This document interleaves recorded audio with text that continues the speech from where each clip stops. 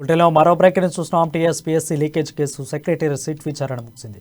TSPSC secretary Anita రామచంద్రను 4 గంటల పాటు విచారించారు.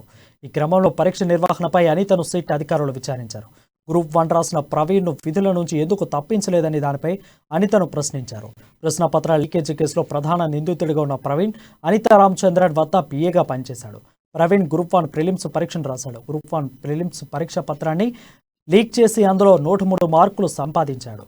ఈ క్రమంలో ప్రవీణ్కు సంబంధించిన వివరాలు అనితా రామచంద్రన్ వద్ద సిట్ అధికారులు ప్రశ్నించారు.